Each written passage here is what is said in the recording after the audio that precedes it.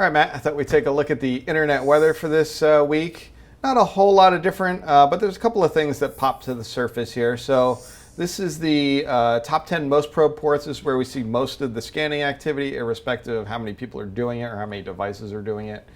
And we could see that port 9001 has jumped up 235 spots, which is pretty significant. So we're going to take a closer look at that one. The rest of the ports we've talked about before, I'll point out like some of the notable ones. So 8545 is the Ethereum GETH. There's a vulnerability on that. So there's still some scanning going on here. Remote Desktop Protocol, SSH, some of the other ones we know as well. 8089 is a web type service. I'm not quite sure which this one is. I didn't get a chance to look at it in detail. But I decided to focus more on the 9001 this week. So let's take a quick look. And we actually, this actually is reflected both in the most probe ports as well as a scan SIP increase in volume. So we're going to see that in a second here. The thing about port 9001 is that technically it is officially assigned to the ETL Service Manager, which I'm not even quite sure what that is. But I'm pretty sure that whatever's happening here has nothing to do with that. 9001 is a well-known port for Tor. It's a Tor egress entry node type of thing. That's where the Tor entry nodes are usually, although they can be on any port, but I think that's the default. So this could be scanning for that. There's also something called the Linux Supervisor D service that runs, and that does have a remote code execution vulnerability. From 2017. From 2017. So it's very old. Well, I should say not very old, a couple of years old. So it's kind of hard to say. I had no scanning probes in our honeypot to see of this. So whatever was happening didn't really cross our threshold, unfortunately. But you can see, so the top chart here is the number of scan probe attempts, just in general. Whereas, and this is a 60-day chart. You know, there are little blips here and there, but it really, started flying up here around October 18th. It looks like somewhere around the middle of October 18th. It really started to increase. And we have a corresponding, this is the number of scan SIPs that we're scanning for it. So you can see that also is very low, but it shot up, same time frame, up to about 4,500. Not a ton, but enough, you know. It doesn't really make sense as to why we're seeing scanning on this port right now. There are other better ways to get a long list of Tor nodes than scanning for all of them across the network. Someone may have another use case. They may be looking for Tor nodes that aren't advertised typically.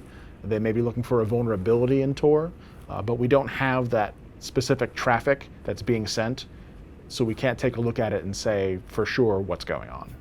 So this is the most sources probing, and we see like a very common cast of characters we see all the time. So I didn't really focus on these because I was like, we talk about these all the time. This is not really that interesting. So I decided we go a little off-road this week, and I went through the 11 to 20 most sources probing. And there's a couple of interesting ones here. Port 8291 and port 8728. They were in here. They were here last week as well, but they moved up a couple of positions. This is also where port 9001, which we talked about earlier, went up 500 positions in terms of scan SIPs. Before we were talking about just sheer volume of scanning probes in the previous one where it went up 250 or something. But it went up a whole bunch of positions relative to the number of scan sources. And then we'll also take a quick look at port 37215 because that's an odd port, even though we have talked about it before on the show. So this is port 8291 and port 8728 together because they are directly related, and you can see that pretty clearly. So the blue is port 8728 scanning, the number of scan SIPs scanning for it, and port 8291 is the red stuff. And you can see that there's a very close relationship between when the scan happens and then it kind of diminishes and there's a big increase and it diminished again all the way for, and this is a 60-day chart. So there's a quiet period here of maybe about a month or so, and then it's since come back up again.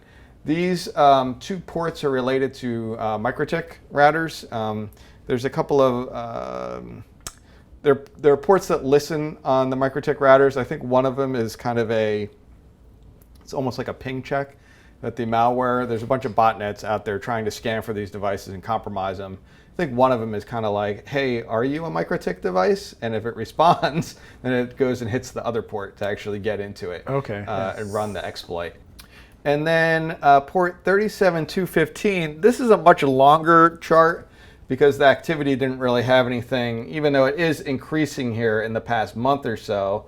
It has a lot of variability, but I wanted to go all the way back to July of 2018 and before, because this is a port associated with Huawei HG532 routers. There's a lot of these actually deployed out there on the internet at large. And the Satori botnet kind of infamously became known as one of the first ones to start scanning for and exploiting a vulnerability in these routers on that port to recruit them into the botnet.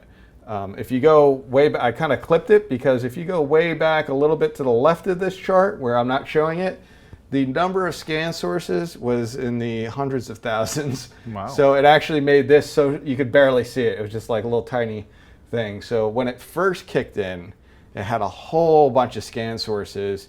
I don't know, it since went down and you're not getting as many involved.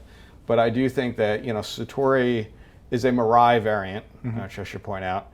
And I think it compromises more than just Huawei. So there's probably, you know, these scan sources that are involved here are not all Huawei routers, although they're looking for Huawei, as an addition to other things probably for exploitation to recruit into the botnet in terms of devices. So this is the Satori one, which is an article that was actually put out in December of 2017. So it's been around for a while, but this has been going on. And I guess also this illustrates the problem of these IoT type devices. People buy these things, they're very low touch, they don't really have to do anything except plug them in, power them up, and then they work. And as long as they continue to work, they don't care.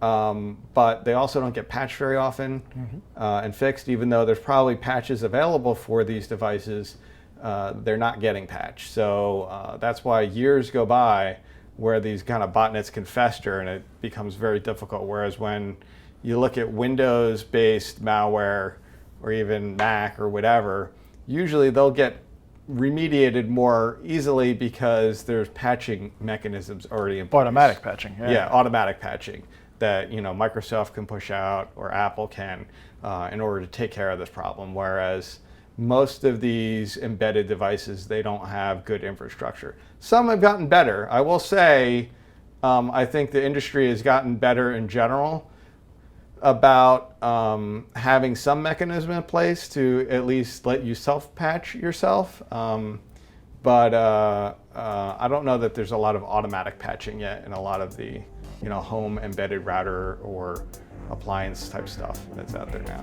So that's why these things kind of fester.